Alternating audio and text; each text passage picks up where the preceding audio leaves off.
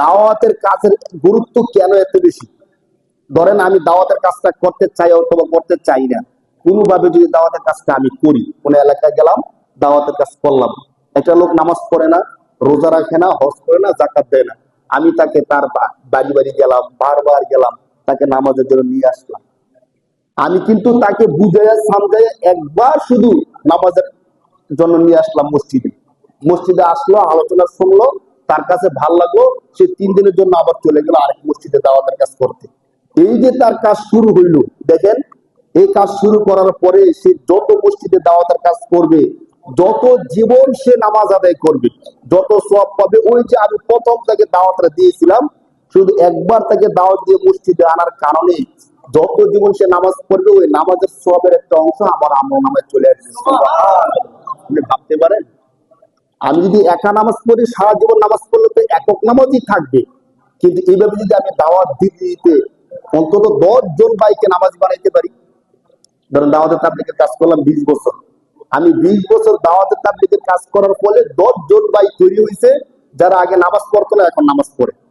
এই 10 জন ভাই যদি আরো 10 জন ভাইকে তৈরি করে, ওই 10 জন ভাই আরো 10 জনকে তৈরি করে, এমন করতে করতে শুধুমাত্র তাদের আমলের কারণে আশা করা যায় আমি যে গুনাহগুলো করছি, ওই গুনাহগুলো আল্লাহ তাআলা ক্ষমা করে দিবেন। সুবহানাল্লাহ।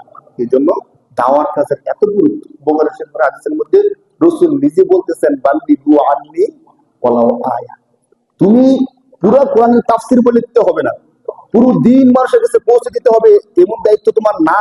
তুমি একটা শব্দ জানো, শুধু সূরা ইখলাস পড়া শুদ্ধ করে সূরা ইখলাসটা আরেকজনকে শিখাইয়া দাও।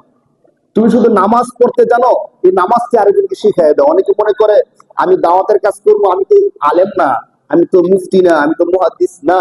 আল্লাহ রাসূলের হাদিসটা দেখেন, বুখারী শরীফের হাদিস, বাল্লিগু, পৌঁছায়া দাও, আন্নি, আমি রাসূলের পক্ষ থেকে, ওয়ালাউ আয়া, যদি একটি বাক্য হয়, একটি শব্দ হয়। কিন্তু আমাদের জন্য তো দুর্ভাগ্য হলো তখন যখন সারা জীবন শেষ হয়ে যায়, আমি একটা শব্দ আমি কাউকে শিখাইনি, নামাজের জন্য কাউকে একদিনে দাওয়াত দেই নাই, একটা সূরাও কাউকে শিখাই নাই, একটা হাদিসও কাউকে শিখাই নাই, একটা দোয়া আমি জানি মসজিদে ঢুকতে, আল্লাহুম্মা ফতাহলি আবওয়াব রাহমাতিক। আবার যখন আমি মসজিদ থেকে বের হব, আল্লাহুম্মা ইন্নী আসআলুকা মিন ফাদলিক, আমি এতটুকু দোয়া জানি। আমার উচিত এতটুকু দোয়াই আমি আমার আরেক ভাইকে শিখিয়ে দেওয়া। যদি আমি শিখিয়ে দেই, তাহলে আল্লাহ রাসূলের এই হাদিসের উপর আমল করলাম।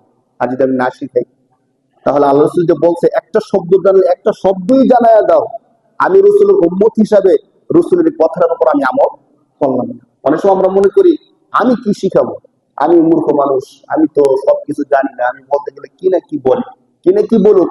যদি কোনো একটা দোয়া আমি শুদ্ধভাবে জানি, যদি কোনো একটা সূরা আমি শুদ্ধভাবে পারি, তাহলে আমার উচিত এতটুকু আমি কাউকে না কাউকে জানাই দিই।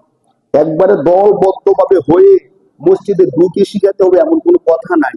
আমি এককভাবে একজন মুসলিমের সাথে কথা বলতেছি, তাকে বলি যে মসজিদে প্রতিদিন ঢুকো, ঢুকার সময় একটা দোয়া আছে, তুমি কি দোয়াটা পারো?